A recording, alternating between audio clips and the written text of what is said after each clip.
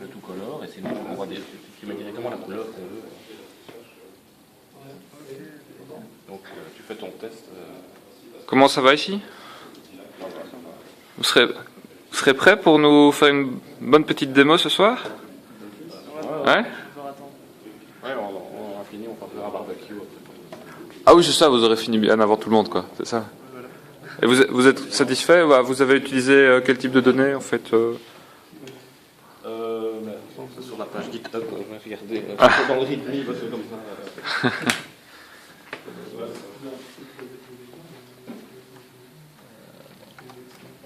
Voilà, donc on a utilisé donc un mapping entre les codes ZIP, donc les codes postaux et les codes INS, parce qu'on s'est basé sur des choses qui viennent de l'Institut national de statistique, qui sont plutôt catégorisées par code INS.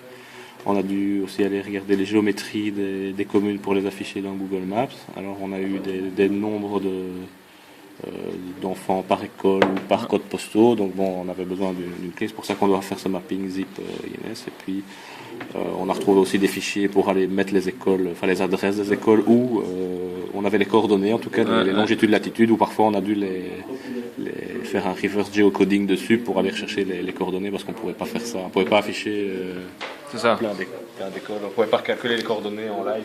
C'est beaucoup de pré-processing. Mais dans l'ensemble, c'était facilement exploitable, extractable, ou bien il y a eu quand même beaucoup de boulot? Il y avait beaucoup de boulot, il fallait retravailler les données. À quel niveau, par exemple? Justement, il y avait des incohérences, on trouvait pas. Justement, il faut trouver des clés entre les différents sets de données pour pouvoir les combiner. Et donc ça, c'était pas facile. C'est pour ça qu'on devait faire le mapping zip code INS, mais c'est pas quelque chose qu'on trouve comme ça. C'est ça. Qui est cohérent. Donc on remarque qu'il manque des zip, il manque des codes INS, et donc on a dû utiliser des sets de données qui avaient l'air corrects à 95%, et les 5%, il fallait les faire à nous. Donc il y a eu beaucoup de travail de pré-processing. Ici, on est en train de faire le reverse geocoding des adresses de la communauté flamande. Ok, merci.